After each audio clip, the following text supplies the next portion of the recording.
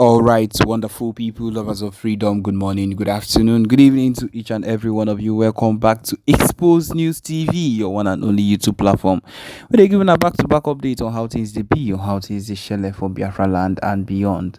If you're joining us for the first time, remember to subscribe and turn on your notifications too. Also, remember to like and share this broadcast too. All right, my people, as you dey hot well now, so we go dey give am straight to now back to back. E don burst as first of all, Interpol, Interpol don finally come out to don come claim say they were not. They did not participate in the arrest of Nnamdi Kanu. And of course, the Nigerian government at that point had claimed that the Interpol was involved in it, and now they have come out and said that they were not involved in it, and because of that, Interpol said to arrest Buhari, former president of Nigeria, Buhari, for the kidnap of Mazin and the Kanu from Kenya, and of course using their name in the newspapers, and using their name to claim that they're using the Interpol's name to claim that they actually were the ones that helped them, or they aligned with them to actually arrest Mazin and the Kanu, when in the truth it was just the saboteurs that let them know, the saboteurs at that point, and then they just came themselves and kidnapped. Because my people, that is what it is. They kidnapped Mazin and the Kanu without any right, legit means of full-time arrest, and that was how they got to him. And so at this particular point, it is being called a kidnap.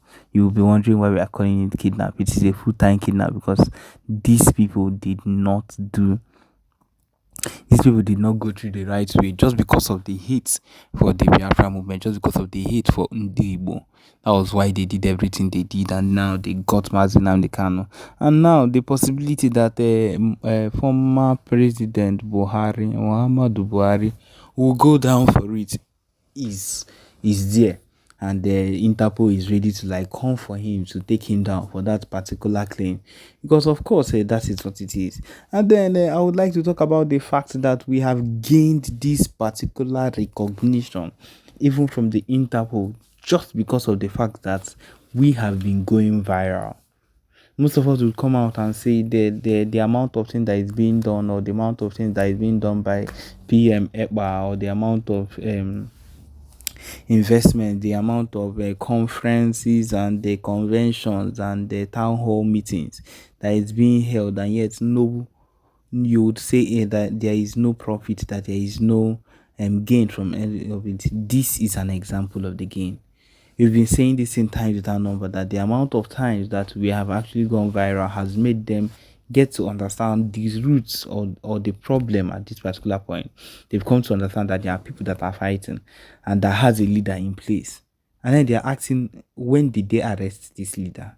Of course, they will date back, or to get to that point where they called and said that it's from Kenya. And then the whole story unfolds to this very time. And my people, you would say that you come out and say that the things that are being done by the PMBLGIE is not legit, or is not something that is worthwhile doing. My people, it is worth doing anytime, any day. And believe you me, it is something that should be done every single time, because we are seeing the gains here and there. In fact, the profit that we are getting from it is everywhere. And believe you me, we need to keep going hard, no matter what we are seeing, and then we will surely see all the profits. This viral, this declaration that we are making soon, these consistent moves that we keep deciding that we are doing, this declaration in December 2nd and everything, we are getting profit from it. We are seeing the profit is coming on a very, very high level. And if we are being sincere with ourselves, we would see it. And we are not. This is encouraging. If nothing is encouraging about the fight that we've been in, this is honestly very encouraging, and it would make us to keep doing more, which we won't stop doing. Would instead have more morale and guts, and would do more. And so, my people, that is one of the most important things we need to like have taken from this particular issue, and that will keep us going. That is ready for the battle that is coming up soon. So, my people, be ready because you do not know what will be happening soon. Okay, on that note, Obasanjo himself just came out and made some kind of comments, my people. Yes, he just came out and made some kind of comments concerning the civil war. My people, it doesn't really concern us. This particular ex-president, we know during his time, of course, when he ruled in the military time and came back again and ruled again the second time, he had enough time to do whatever I don't know whatever he's saying. But then, of course, the most important thing for us to have in our minds on is that we ourselves as Biafrans must do the needful. Okay, my people, he's talking about the Biafra war. Let us see what he has said.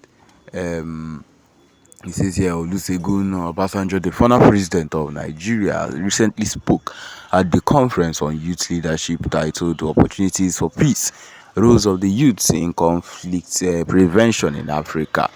He called on youths to be advocates of conversation over violence, highlighting the critical role that youths play in promoting peace. My people, I made this thing recently. I say we cannot go down if you've not done the needful.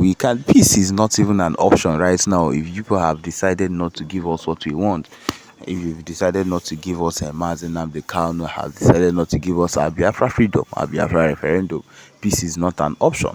And so whatever you say now in a conference might be true and will be moved by gullible people that do not know what the true movement for the Biafra army or the true movement for the Biafra is. They are the ones that might look into it. But the true people know the reason why we've been fighting this hard and we've been fighting for this long. And that is those are the people that will not give up, or that will not be moved by these gullible speeches that he's making at this particular point. He said, according to Obasanjo's article, he said that the country has shown resiliency during the civil war by returning to the round table for settlement in spite of severe conflict. He exhorted the youths of today to adopt this mindset and convince those who lean violently to think twice. Additionally, he emphasizes the significance of fostering a culture of peace and empathy in the next generation. In Obasanjo's words, during the Civil War, we killed ourselves mercilessly and destroyed our best facilities, but we still came back to the round table to get the challenge resolved. Youth must develop the culture of peace, the culture of humanness, the culture of living the way God wants us to live. Okay, so now this is what he is advising them to do. But then to do what is needful, we Biafrans have always been people of peace. We have always wanted peace in our lives. Every single thing about us has always been about peace. We are not people of war. We do not want war. We have never ever wanted war. But then it is the situation people put us into that make us want to lean to war. Yeah, of course, that is the situation. We are not people of war. I don't know if he's trying to say that the war and everything that is happening now is how. No.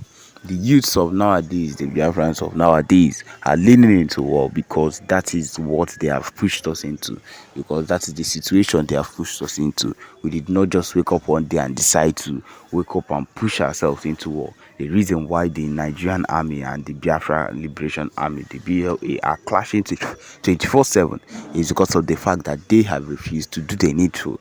They have refused to release our leader, Ohamadike, Nnamdi Kanu. Yes, that is why we are leaning into war. They have refused also to give us what we've been asking for the longest of times after the civil war. I believe you me, if they have given us what they want instead of leaning into the civil war, my people, I do not think we would have been here by now. I believe everywhere we would have been on their own. They would have been on their own.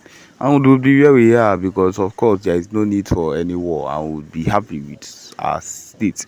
And by now, I believe you me, the kind of progress we would have made would not be one to even be trifled with. But of course, na so it dey be, na so it dey hot. Once you come for these conferences, they will just make it look like everything that is happening now is our fault, because violence is not the answer. Aneku, aneku, aneku. None of this is going to make the real Biafrans turn away from what is needful.